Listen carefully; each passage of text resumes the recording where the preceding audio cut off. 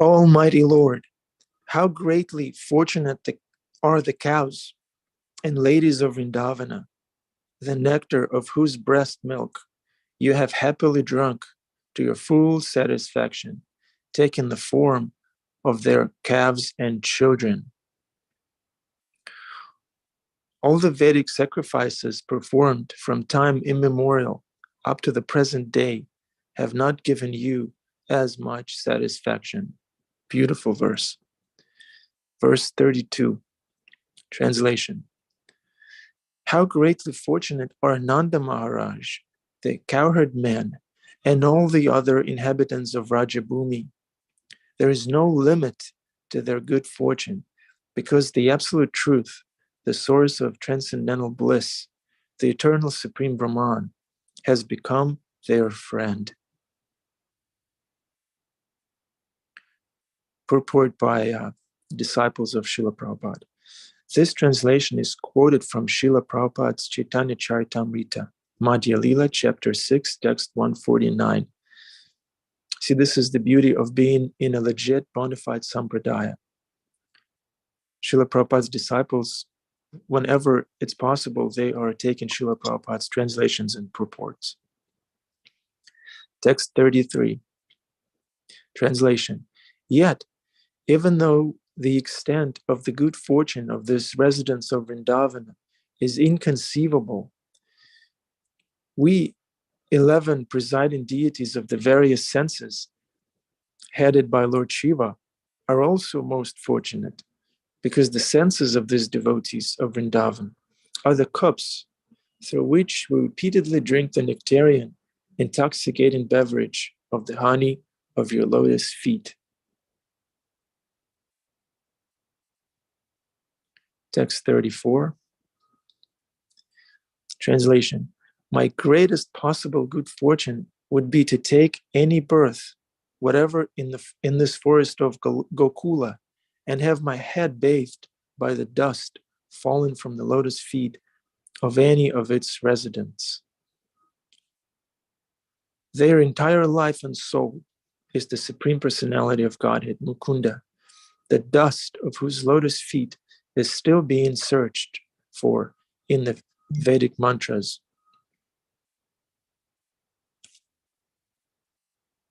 Okay, I have some communication here.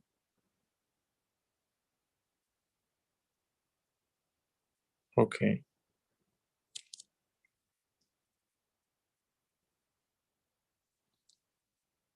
I should have chanted the Sanskrit. Let's go back to it and just chant 10:14:34, the verse that has purport. Tadburi bhagyan iha janmakim api atavyam yad gokule pi kataman grihi rajo bhishekam yajivitam tu nikilam bhagavan mukundas tvadyapi yat pada raja shruti mrigyam eva. Translation we've read, and the purport by Srila Prabhupada's disciples. This verse indicates that Lord Brahma desires to take birth even as the smallest blade of grass in Vrindavan, so that the holy residents of the Lord's abode may walk upon his head and bless him with the dust of their feet. Being realistic, Lord Brahma does not aspire to directly achieve the dust of Lord Krishna's feet. Rather, he aspires for the mercy of the Lord's devotees. Srila Vishwanath Chakravarti Thakur explains that Brahma is willing to take birth even as a stone in a paved footpath in the Lord's abode. Since Brahma is the creator of the entire universe, we can just imagine the glorious position of the residents of Vrindavana. The Lord's devotees achieve their exalted position by unalloyed devotion and love. One cannot achieve such spiritual opulence by any puffed up material process of personal improvement. Yeah, this is not a self-help movement. This is Krishna help movement. A very important emphasis is being given here. In Krishna, the Supreme Personality of Godhead, Srila Prabhupada reveals the mind of Brahma as follows. Again, Srila Prabhupada, Hare Krishna. But if I am not so fortunate to take birth within the forest of Vrindavan, I beg to be allowed to take birth outside the immediate area of Vrindavan, so that when the devotees go out, they will walk over me. Even that would be a great fortune for me. I am just aspiring for a birth in which I will be smeared by the dust of the devotees' feet. End of the purport. Okay. So let's see if the speaker is here.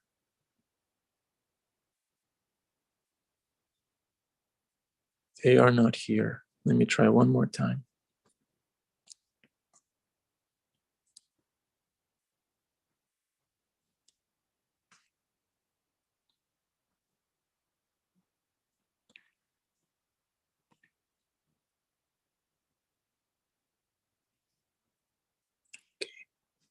So I guess we should just go ahead and start glorifying Krishna and see what happens. Om Namo Bhagavate Vasudevaya. Om Namo Bhagavate Vasudevaya. Om Namo Bhagavate Vasudevaya. Om Jnanatimirandasya Gyananjala Shalakaya Chakshurun Militam Yena Tasmai Shri Gurave Namaha. I was born in the darkness of ignorance, but my spiritual master is opening my eyes with the torchlight of knowledge. I offer my respectful obeisances unto him again and again and again. Nasta Praheshva Bhadrishu Nityam Bhagavata Sevaya Bhagavate Uttama Shloki Bhaktir Bhavati Naishtiki. By regular attendance in classes on Srimad Bhagavatam and by rendering service to the personality, to the pure devotee, everything that is troublesome to the heart becomes almost completely destroyed. And love and devotional service to the Supreme Personality of Godhead, who is praised in transcendental songs, becomes established as an irrevocable fact.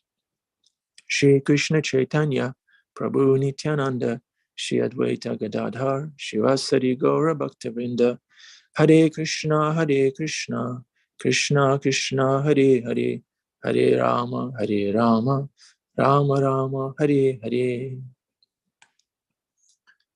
Okay. Should I spotlight myself? Okay.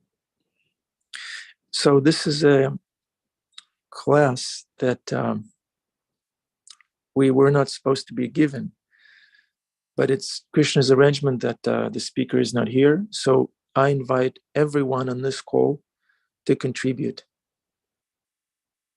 if that's okay. If that's okay with the temple. Could you read the English verse over again one more time? All four of them, or just the last one? The other verse.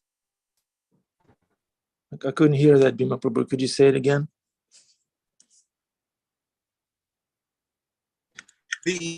Read the verse one more time in English. English, okay, I'll read the English one more time. The last verse, verse 34.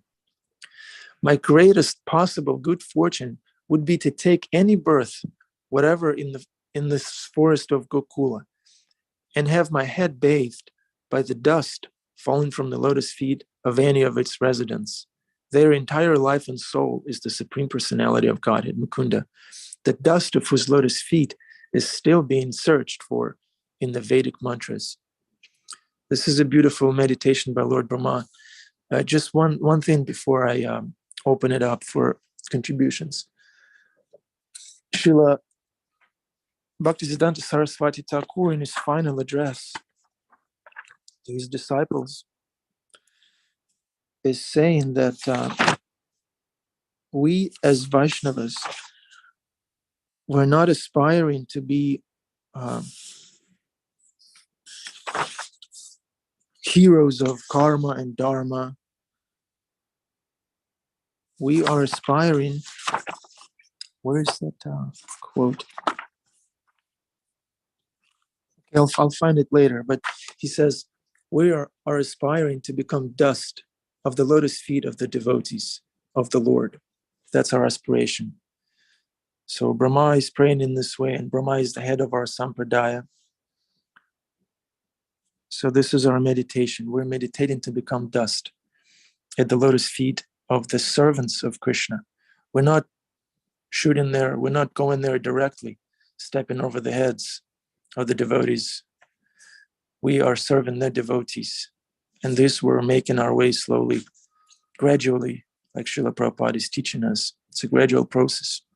We're making our way humbly, gradually, towards this very exalted position that Lord Brahma is praying about.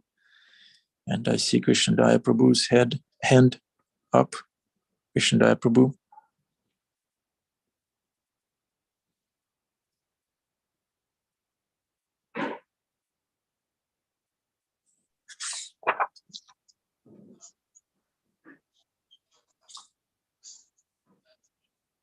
Krishna Daya Prabhu, Yes, Prabhu. Yeah. No, you wanted to say? Yeah. So the first verse, what you read, it was like so inspiring, and then it is hope giving that Krishna is much more pleased with the personal feeding of the Vrajavasis than the entire yajna process, or what are the people offering in the yajna. That is also like feeding Krishna through the fire sacrifice, but he is more happy with the simple devotional offerings. So that is the conclusion of Brahmaji. So he is concluding after this entire pastime. So he is like he's summarizing after the entire process of this Vedic search, exhaustive Vedic search. So here you will end. So, and then we are so fortunate Srila Prabhupada is giving that essence of Bhakti Yoga, that just be simple and then develop that loving feelings to Krishna. That is more pleasing than all this remaining process of yoga and then controlling the senses and everything. So that is like so much hope giving, and then just follow the wisdom of Brahma, that is sufficient. So yeah, I was like very thankful for that particular prayer and starting a nice meditation for this entire day. Thank you, Prabhu. Yes, sometimes when we read in the Bhagavatam about all those elaborate yagyas, horse sacrifices, Bhima Prabhu, when we hear all that, we may be we may get intimidated. Oh my God, I can never attain that level of sophistication and expertise to throw a yagya like that. But then Brahmaji says, serve the devotees, serve the Vaishnavas, serve the Vaishnavas. It's so accessible, it's simple. It's simple and available for us by Srila Prabhupada's grace and by the grace of his disciples and his sincere devotees. Thank you, Krishna Daya Prabhu, for highlighting that point. Hope given, accessible, available by Srila Prabhupada's grace. Would anyone else like to contribute at this point?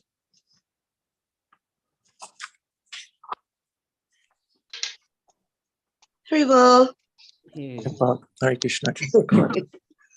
I was just sort of reflecting on Lord Brahma's trajectory that got him to this wonderful place where I want to be dust, and it's from his place of pride and then real repentance. And I was just really thinking, he got here because it was true humility. These prayers that we just finished going through, this wasn't like, I'm faking it, I'm acting like I'm humble, but the true humility really got him to the place where he really is in the right place, this open-hearted place, this place that he wants to be das, anu das.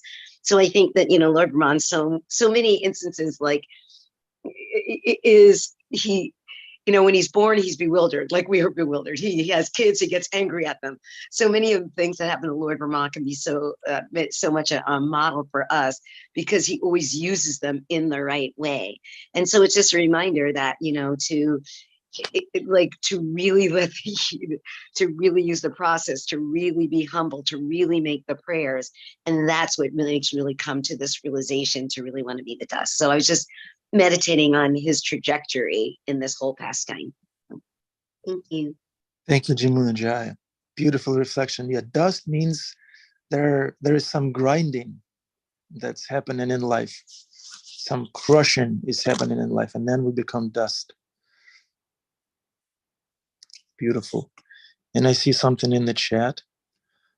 Ananda Manjari, our Ganesh, says Krishna is more pleased with a simple offering with love and devotion rather than entire complicated sacrifices. Jeffrey Eckler, my dear King Rahugana, unless one has the opportunity to smear his entire body with the dust of the lotus feet of great devotees, one cannot realize the absolute truth. One cannot realize the absolute truth simply by observing celibacy, brahmacharya, strictly following the rules and regulations of householder life, leaving home as a vanaprastha, accepting sannyasa, or undergoing severe penances in winter by keeping oneself submerged in water,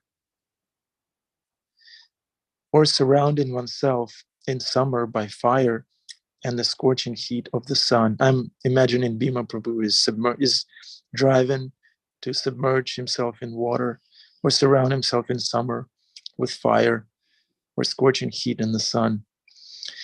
There are many other processes to understand the absolute truth, but the absolute truth is only revealed to one who has attained the mercy of a great devotee. Beautiful. Srimad Bhagavatam 5:12:12. Nice. On point, Jeffrey Eckler Prabhu. Brahmaji is highlighting these two aspects. First of all, it's about your mercy, Krishna. It's not about my greatness. And second of all, that mercy is coming through your devotees. And we're aspiring to serve them.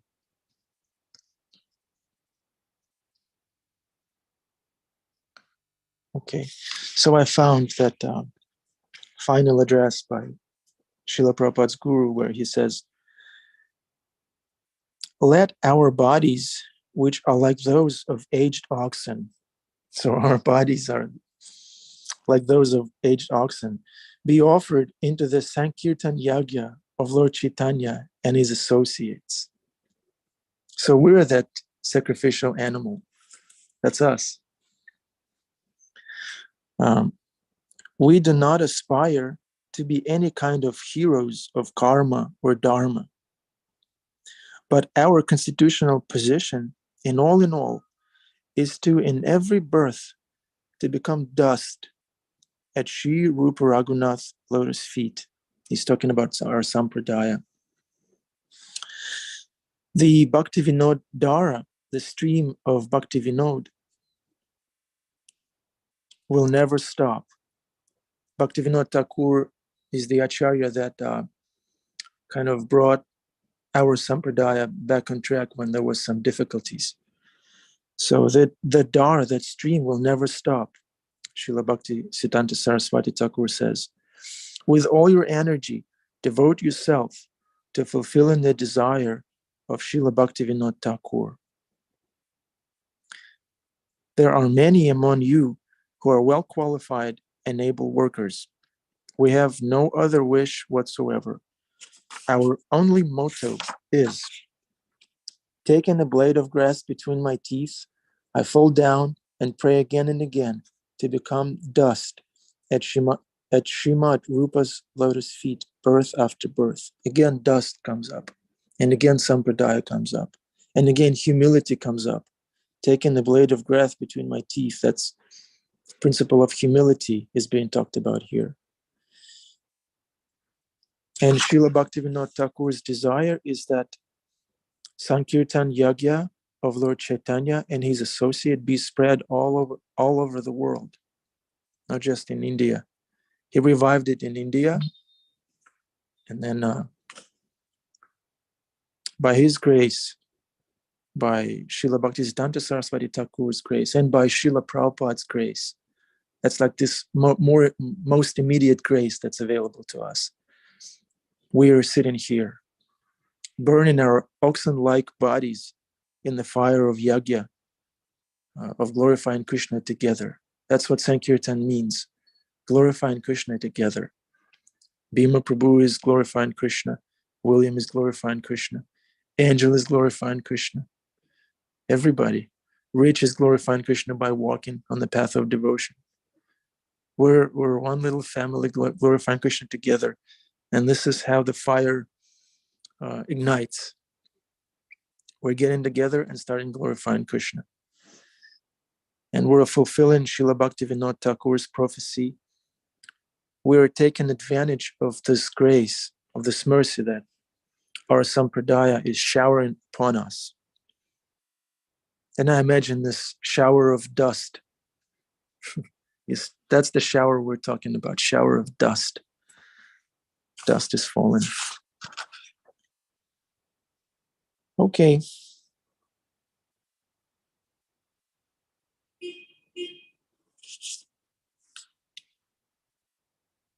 Hi, Krishna, Nandi Bihar Prabhu, and all the dear devotees. Something that stuck out to me in text, I'm just going to read text 33 again.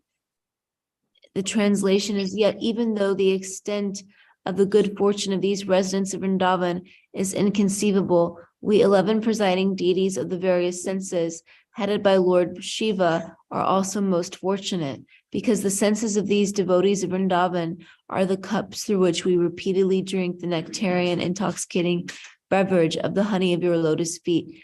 It's so beautiful that, like, the devotees of Vrindavan, they're the most intimate servants of Krishna, and they're drinking the nectarian, intoxicating beverage of the honey of Krishna's lotus feet.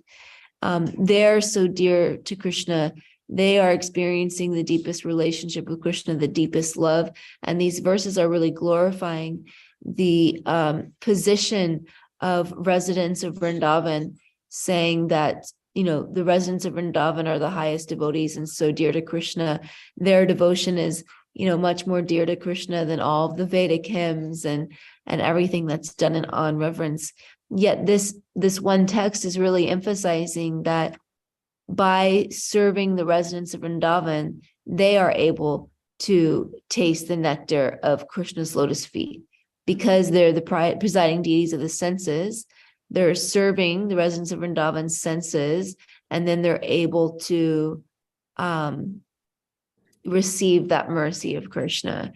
So the purport, is that we have to be the servant of the servant of the servant by serving the devotees of Krishna, by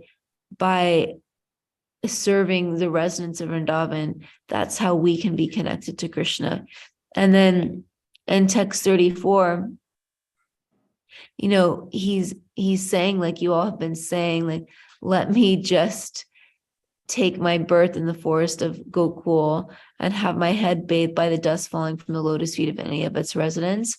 We see this over and over again when Uddhava was like the best friend of Krishna in Dwarka, but when he came to Vrindavan, he was just so overwhelmed by the pure, unalloyed devotional service of the gopis that he just prayed to become a blade of grass so that they could walk on him.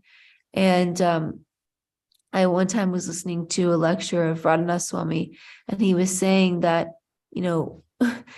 Uddhava is praying like this, and who are we? We're just aspiring to be devotees, and we shouldn't be, worrying about what is our position in Vrindavan, what is our Siddha Swarup or something like that. Like, we shouldn't be thinking about that. We should just focus on being the servant of the servant in Lord Chaitanya's pastimes, and then in Lord Chaitanya's mission, not pastimes, and his mission, which is Prabhupada's mission. And when we do that, then Prabhupada will lift us up. Lord Chaitanya will lift us up and place us where they want to be in Krishna's pastimes. So we should always remember the acharyas and what mood they're in, and try to follow in their footsteps. And this is a safe position. this is a safe position. Beautiful, Chimpakalata. Very important principle you highlighted. Vrindavan is accessible through Lord Chaitanya's movement, through the Sankirtan movement. That's what Srila Bhakti-Siddhanta Saraswati Thakur said. Yeah. Let's offer our bodies into the Sankirtan Yagya of Lord Chaitanya and his associates. He didn't necessarily say, let's all go to Vraj and attain our Siddha Swarup, our eternal spiritual form. He said, spread Lord Chaitanya's movement. That's my only desire. And, yeah. Would anyone like to say something at this point? Yes, I wanted to say that there was a specific language which was speaking to the Lord that he is searched in many, many Vedic mantras. And I found that to be a very interesting way of phrasing it. And also that it made me think how fortunate we are that we don't need to search for him in the mantras, that we have a Hare Krishna Maha Mantra given to us by our acharyas, and essentially we can have full faith that Krishna is his holy name and connect with him through that and attain him and the mercy of him through actually connecting with this mantra. Yeah, beautiful. Krishna is in his mantra. And that's what Lord Chaitanya Mahaprabhu was teaching. Chant Krishna's name and everything else will naturally fall into place. There is a comment by Sharita Mason. Can someone give some practical example of how to serve the devotees of Krishna in this age, especially if one cannot leave home because of taking care of a loved one? Nice. What a beautiful question. What a practical question. Who'd like to take on this question? Sure. I can say something. A really beautiful question. The first thing that comes to my mind is that, if you're in a situation where you can't leave home because you're taking care of a loved one, service isn't black and white. It's not anything can be a service because it depends on what our consciousness is while we're doing that service. So if you're taking care of a loved one with the consciousness that they're very dear to Lord Krishna, they're part and parcel of Lord Krishna, and Lord Krishna is in their heart, then your service to that person that you're taking care of is service to the devotees of Krishna, is service to Krishna. And also your sadhana, chanting and hearing, that is a service also to Krishna. Chanting japa, chanting kirtan, reading about Krishna, attending the Srimad Bhagavatam class, which you are doing. These are services. If you're doing that in the mood of, I'm serving Krishna, but I'm also serving Srila Prabhupada, because this is what Srila Prabhupada has asked us to do. He has asked us to take to this process. He has asked us to read Srimad Bhagavatam. He has asked us to chant japa. He has asked us to worship the deity. He has asked us to do these things. So by doing those things, you are serving Srila Prabhupada, and Srila Prabhupada is the best devotee of Krishna. And at the same time, you can take opportunity. If you can't come to the temple, you can find out if there's some service that you can do remotely for the temple. And doing service for the temple is, again, serving Prabhupada's devotees and serving Prabhupada's mission. So you're serving Prabhupada. So you can see, is there some, online service you can do for the devotees? Is there some donation you can give to the temple to support the temple and its projects? What service can you do? Can you join? Can you host devotees at your home? I don't know what your situation is, but can you invite devotees over to your home and cook for them and feed them prasadam and serve them? Can you join an online community group? You can see and have regular sangha with devotees. Think outside of the box, contact I don't know what your local temple is, but you can always contact us here at Bhakti Center and see what service you can do. There are no material impediments in Krishna consciousness. So no matter what your material situation is, there's a way that you can serve devotees. Yeah, Shrita, you can convert your loved one into a Brahma Gaudiya Vaishnava Sampradaya, and thus by serving them, you'll be serving a devotee. I'm joking. Everybody's already a devotee, and Srila Prabhupada knows what's going on. Srila Prabhupada is the best devotee of Krishna, like Champaka said. And in my personal sadhana, every time I have a difficulty in my service, and sometimes I'm told, do you still want to do this service? Do you still want to do it? I say, yes, I'm doing it for Srila Prabhupada, and he knows what's going on. Krishna knows what's going on, so I have no problem. When we want something, Krishna will grant that desire. Krishna will bend over backwards to reciprocate with our desire to serve him remotely or in person. Desire for service is as good as service, right? It's better to be outside the temple and aspire to be with devotees than being with devotees and thinking of something else. So you're in a very exalted position. Okay? You can see right now we're doing this month, we're doing a Bhagavad Gita drive here at Bhakti Center. You know, you have financial means, you can support Bhagavad Gitas, and maybe you can't distribute those Bhagavad Gitas, but by giving a donation so that other people can receive Bhagavad Gitas to give as presents, holiday presents, that you are, by serving others to do that service, you can do that service. Or you could even, you know, during COVID, they were making phone calls to people and distributing books through phone calls. So you can get creative in ways you can do that. You know, you can sponsor other people's service. I also want to add how we often hear, especially from His Holiness Radhanath Swami, how our character is our best way of sharing Krishna with others, and how by cultivating compassion to all living beings, and especially when you are caring for a loved one, which is a very, very hard service. And we also have that in our scriptures, like disciples caring for the bodies of their spiritual masters when they were about to leave their bodies, and doing this, as we call it, menial services. And it really cultivates humility and compassion. And so even in that, there's a possibility of sharing the Lord with others through the way of serving them. And that also was my personal instruction actually from Maharaj, which was to serve my parents, and through serving them to actually allow them to feel closer to Krishna.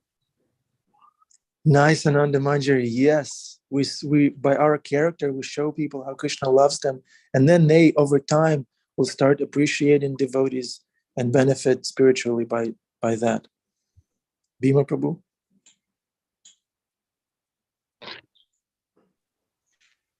Oh, I really didn't want to say anything. I was just turning the phone around, but something did pop in my head.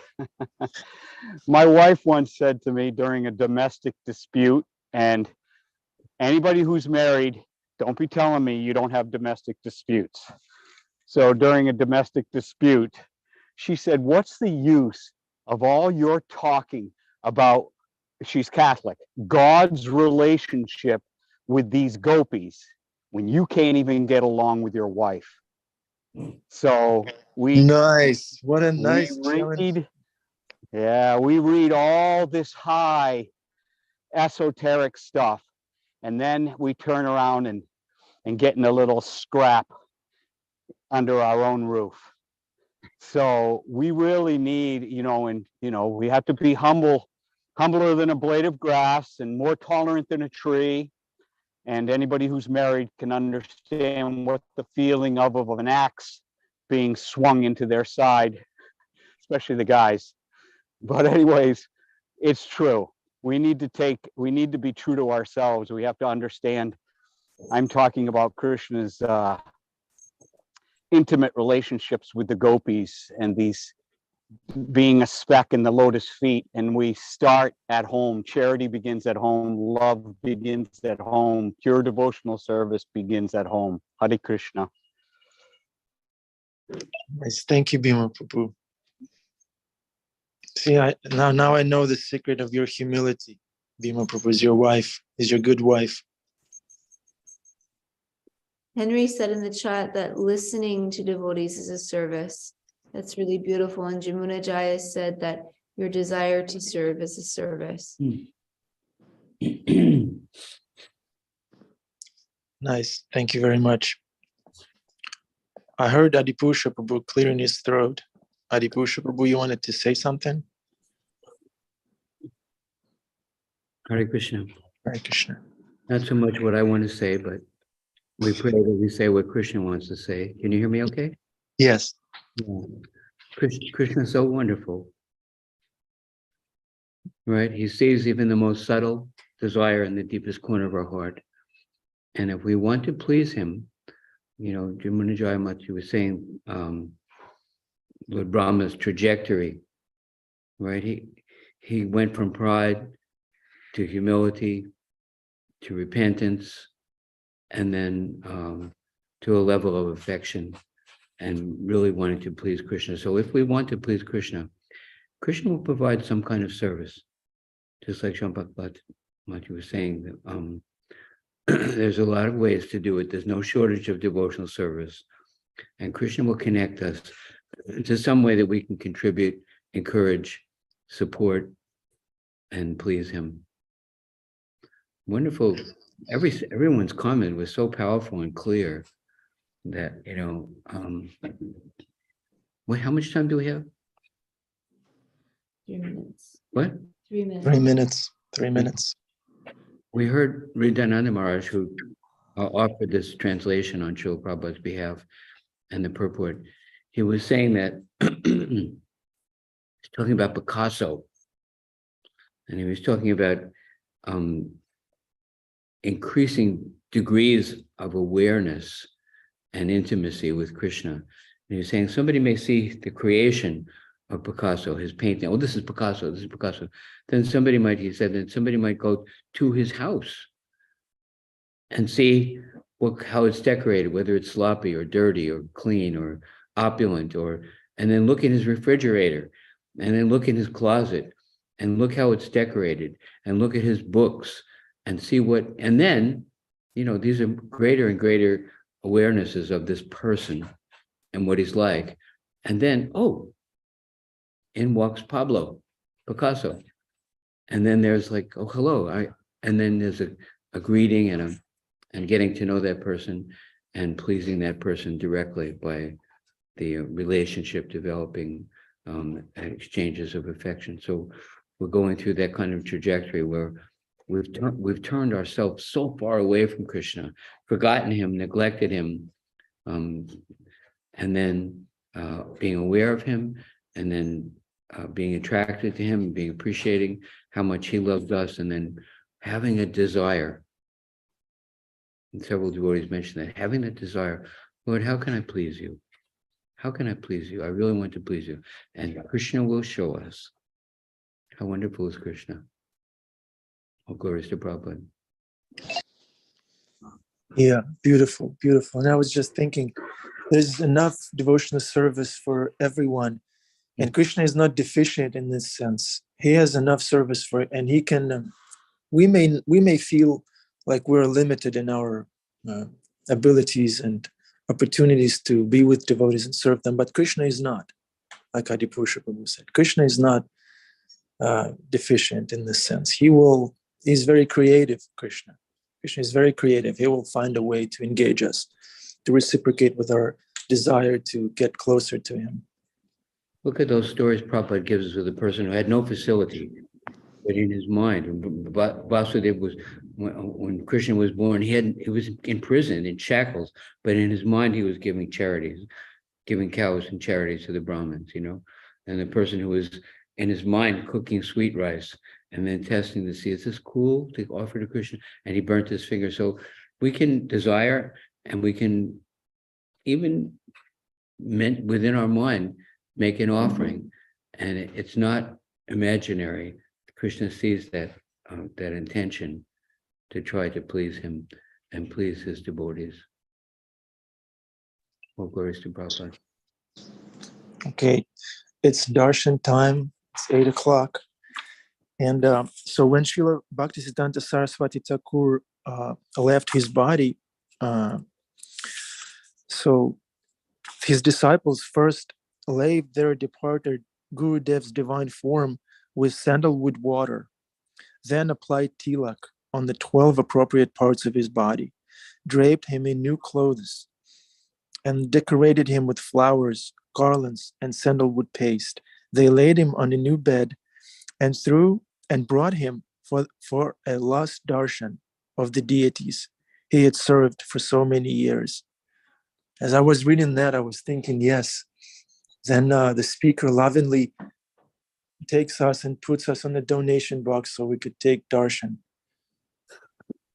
So please don't forget us, temple vasis. Please pick us up and place us on the donation box, or maybe even inside the donation box. We will in meditation place you all inside the donation box as offering your bodies to Radha Muridar, but we will put you all on the donation box to take darshan. Thank you. Thank you. I want to donate Bhima Prabhu's head to Krishna.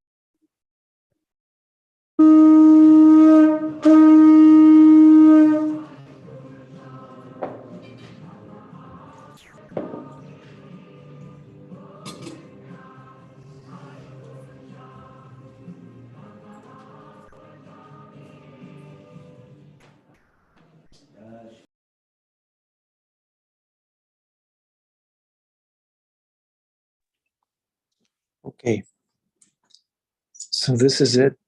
Srila Prabhupada Ki Jai, Srimad Bhagavatam Ki Jai. We have, it's our afterglow time. If anyone would like to share or reflect, this is the time. Reach on the path of devotion. I'd just like to thank you all for such a beautiful, spontaneous, collaborative, inspiring class. And someone said that listening to devotees is a service. Well, if that's a service, you can just keep signing me up for that one. Thank you all. Hare Krishna. Yeah, that was Jamuna Jaya. That's her one-liner. Listening, hearing to the devotees is a service. Yes. Thank you, Jamuna Jaya, for that. See you inspired, Rich. Okay. Who else would like to speak? Bhima Prabhu, please forgive my offenses at your lotus feet. I love you. I just don't have anything intelligent to say, but I just want to show my love. Sometimes I say stupid things. Prabhu, I am here lost in the forest of illusion. I wasn't paying attention to the trail and I lost it. So I'm in the middle of the forest. I have no way. I'm looking to where the sun is. That's how bad it is. Hey, look, I recognize something. That's cool. I'm found. See, when I speak to you, I find myself again. Is Sita's little Ram with you? They both are, but they're no help. They're just looking for they just look for rabbits and deer. They follow the rabbits and the deer. They're like my senses. They just go right off the straight and narrow path and into the woods. I was following Ram, and now I'm lost. So this is what happens. I follow my senses, and I put my nose to the ground, and the next thing you know, I'm off the path of devotion, as Rich was saying. It's very important to listen to the devotees. It's also very important to follow the instructions. So I just like to end with that. Listen and follow. Hare Krishna. Listen and follow. And maybe one day you'll run into Rich. Rich, you'll run into Bhima Prabhu. That would be ecstatic. Hare Krishna. I know he's always outside. We're bound to the paths. We'll never Yeah. cross. He's And you're on the freezing and same I'm path. freezing. So we're both in the northern hemisphere. So we're bound. We'll probably meet on the Appalachian Trail. Yeah. Yeah, that would be epic. Okay, who else would like to share? If not, we'll wind up for today. Okay. Thank you very much, Srila Prabhupada, the best devotee of Krishna Ki Jai. Srimad Bhagavatam Ki Jai. All the assembled devotees, Hare Krishna to you. Thank you so much for tuning in, for being part of this family. See you again tomorrow. Srimad Bhagavatam is a never-ending trail, never-ending story. We're all here on the same path, not just Rich and Bhima. It's all of us. Okay, Hare Krishna.